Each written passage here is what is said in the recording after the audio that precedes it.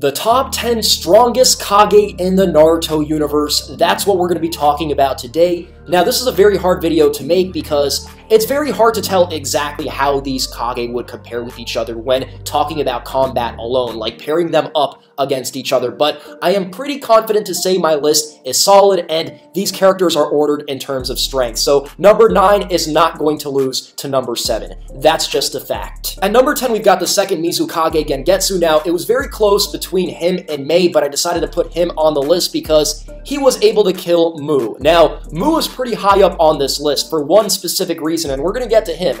However, he had countless battles with the guy, and they ended up killing each other. So that should give you a pretty good idea as to how strong this guy is. He is easily competable with other Kage. He had this clam that created these genjutsus in a way, these mirages that made it very hard to target him. So it was very hard to find this guy. So imagine this guy going up against an S-rank shinobi and really being serious, not telling the ninja forces, the allies, exactly what to do to stop him. This guy would be a very lethal threat if you can't even find him. And he also has this steam clone that constantly expands, and it does the fighting for him. And then you could say, well, if someone gets close to him, he's screwed, right? Because his taijutsu sucks. We don't really know too much about this guy, as well as many other Kages. It's really that, by the way, only the Hokages got the real development in the series, but he was able to dispatch an entire group of shinobi in the war with one kick. So his taijutsu, his close combat, also seems to be up to par. At number 9, we've got the 4th Raikage A. Now, it was stated at one point in the series that he had the chakra reserves of a tailed beast. I believe that statement's a little bit over-exaggerated, but he clearly has power to draw on for a long time.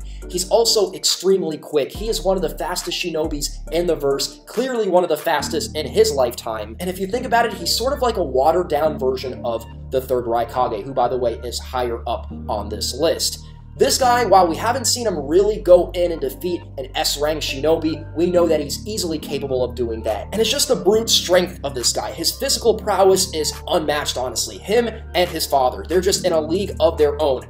Don't underestimate this guy just because he was left for dead by Madara, right? Him and Killer Bee are a killer combo of themselves. They could take down Akatsuki members. They took down Kisame together. Of course, they weren't the only ones who put in work against him. I think he could take out Tsunade. I think he could take out Mei. I think he could take out a number of Kage in the series, so that's why he's on number 9. The only thing stopping him from being higher up on this list is the fact that he's kind of reckless. He's impatient. He's unstable. He's just going to charge at you, and it's going to leave him open. I mean, Minato would have done him in had it not been for Killer Bee basically being support, right? That's just because he's just kind of crazy. The dude's kind of crazy. I mean, he broke Susanoo, right? He broke Sasuke's Susanoo, and he sacrificed his arm for it. I don't know who would do something like that. That's just really stupid. At number 8, we've got Onoki. And honestly, had he been younger and had he not had the back problems that he had, I don't think he would have had as many embarrassing moments in the series. And who knows, if we actually saw more of him in his prime, he might be higher up on this list. However, going off of what we've seen of him, he is still incredibly powerful. His Dust Release. Dust Release is an advanced version of Kage Genkai, and it basically allows you to manipulate molecules, giving you the ability to disintegrate anything, right? You could turn somebody into a grain of sand, into a little speck of nothingness, and that's what makes this power so frightening to me and to many other people who read and watch this series. Its impact is very comparable to the Wood Release, Hashirama's Wood style, which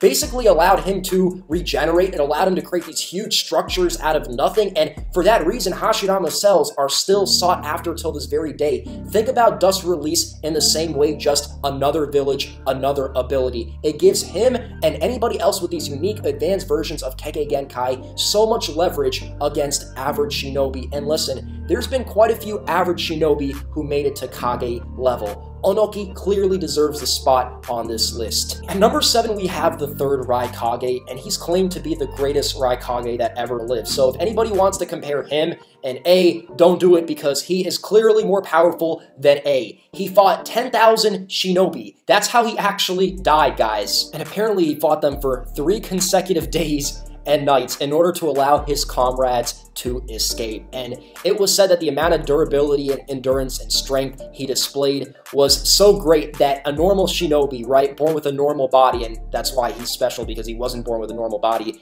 they'd have to take massive amounts of drugs and basically destroy themselves in order to do what he did. And keep in mind, the only reason he died is not because he did what he did, but because he was fighting 10,000 shinobi. He fought a tail beast on his own, survived, by the way, unlike another Kage on this list, and not only that, but he even sealed a tail beast. So as for accolades, this guy has them. them. We just don't know too much about him because unlike, you know, the Hokage, most other Kages from the other villages are sort of undeveloped and we don't know that much about them. He even had his version of a Rasengan or Chidori, concentrated energy, where he'd basically take his fingertips, a single hand, and just thrust. He would just thrust, he would just run, and keep in mind, he's much faster than A. He was so fast, he was so powerful, and like you couldn't even stop this guy with mad walls of earth just standing in front of him. He would run through like 10 of those things before stopping and still body a couple of people. At number 6, we've got Tobirama, the second Hokage. Now, if we were talking about most influential Hokage, it would definitely be Tobirama.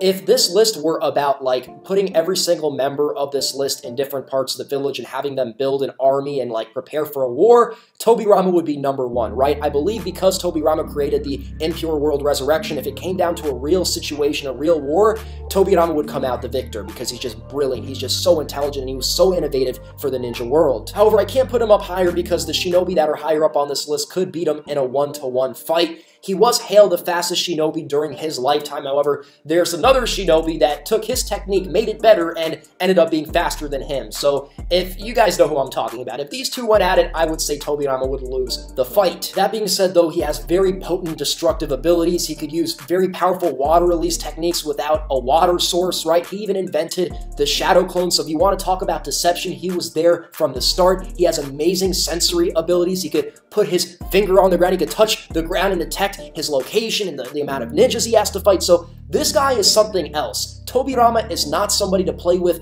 However, on a 1-to-1 with some of the people higher up on this list, he would not be able to win a fight against them. So unfortunately, I love Tobirama, my favorite Kage. I can't put him up against some of these other guys. At number 5, we've got Minato, the 4th Hokage. Yes, the fastest shinobi in history. Now, he does not have more physical speed than the 3rd Raikage or the 4th Raikage. However, that does not matter in a fight. It's not about the physical speed, it's about who's faster as a result of whatever technique you pull out. If you're the fastest, you win. It's whoever lands the most destructive blow on your opponent first. This dude is literally a watered-down version of Naruto. And yeah, Naruto is definitely higher up on this list. He's got the Rasengan, he could summon toads, he's got Senjutsu, he could display Senjutsu, of course, and at the end of the day, he's extremely strategical.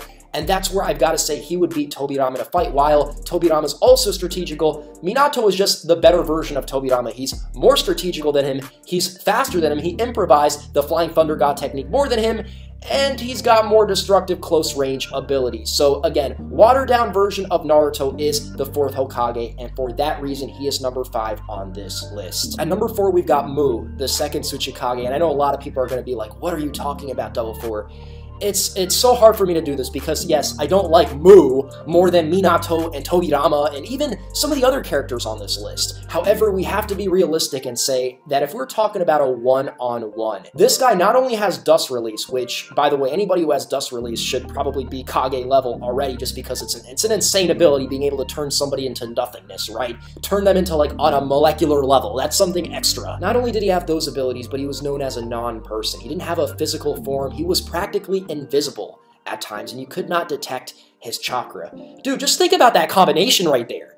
I mean, if you want to be legit, and like, honestly, I don't want to do this, so I didn't do this, but I could put Mu at number 1, just based off of that combination. And the only reason that he went back and forth with the 2nd Mizukage is because they had multiple fights, and I don't necessarily think he was at his peak every single time he fought the 2nd Mizukage. I also think that guy has some really deceptive abilities. When it comes down to powerhouses, it's not about deception. But if you could have true power and true deception, yeah, you are worthy of being high up on any list. And if we want to talk defensive capabilities, he was able to split himself into 2 to reduce damage. So he's an all-around solid fighter, and he's like a perfect improvised version of Onoki, which is messed up because Onoki is a student and students are supposed to surpass their master. But Onoki said himself at one point in the series that the ninjas of the past, they would fight over nothing, and that's why they died young, whereas Onoki lived a very long time. At number 3, we've got Hiruzen Sarutobi, and I know a lot of you might be a little bit surprised, but come on, and we're definitely using Sarutobi in his prime. We're not talking about the old man that had some back problems of his own. He was known as the professor. He was known as the god of shinobi, particularly because he mastered every single jutsu in Konoha at the time,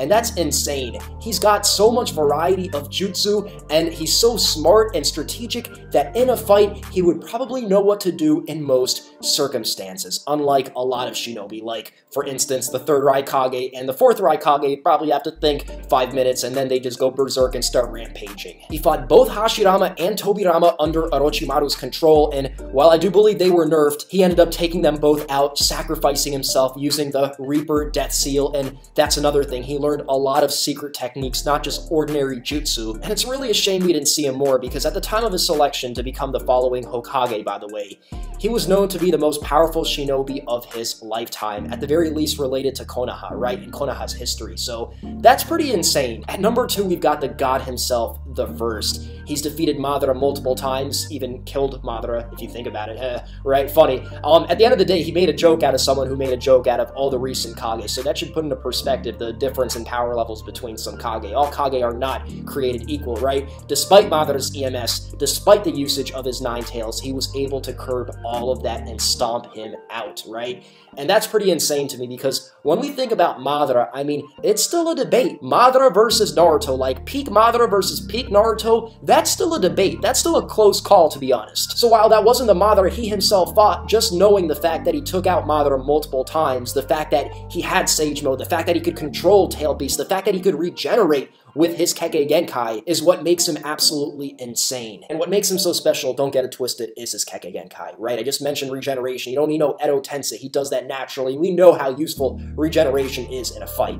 And it's just the fact that he can combine earth and water, manipulate the environment, create wood and plants, multiple offensive and defensive techniques that could rival some of Madara's best, from that big giant statue, that Buddha statue or whatever, to, you know, big giant defensive structures that could withstand the power of, like, tail beast bombs. At number 1, we've got the knucklehead ninja himself, Naruto, the 7th Hokage. He came such a far way, and he is the definition of Jinchuriki Kage. You could have said Yagura and Gaara fell into that categories, but they are no more. In that specific sense, Naruto retained those same chakra reserves. He has those crazy powers to draw from that very few in this world have. Keep in mind, I feel like a lot of Kage can't even handle Akatsuki, S-rank shinobi. I think most of them couldn't fight extraterrestrial gods. And Naruto sealed Kaguya, saving the world.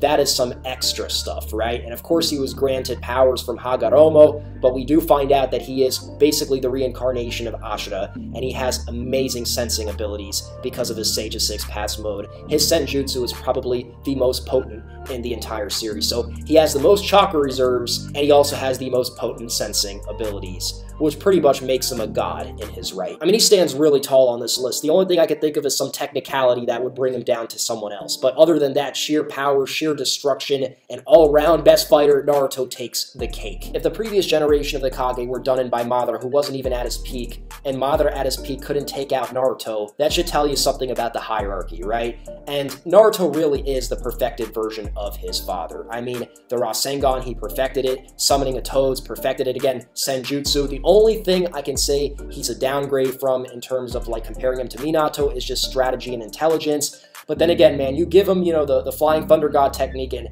it just would not be fair. It just would not be fair. So nobody could really challenge Naruto at number 1. I think that's pretty much a staple on anybody's list. I hope you guys enjoyed this top 10 strongest Kage of all time. And there's some interesting things to think about when it comes to this debate. For instance, Sarada one day surpassing Naruto. For instance, the fact that the Lee village is just way more developed than all the other villages, and maybe if we learn more about the other villages and the Kage in those villages, maybe the list would look a lot different. Who knows? And I do want to talk about Gaara. I'm actually going to make another discussion talking about Gaara and if he still was a Jinchuriki, because I've got a feeling like dude could be right up there with him, honestly, if he was still a Jinchuriki. Yes, Gaara could probably rival Naruto today if he still had Shukaku. I wanted to give a special shout out, guys, this is for Patreon, to Summer Nicole, to El Krazia, to Pancake Man, to TPG Style, to M. Javak, to Gary55624. I actually talked to him through messages. He's a cool guy. Also, I wanted to give a shout out to Terrence Taylor, and also a shout out to Ryan. So I hope you guys enjoy.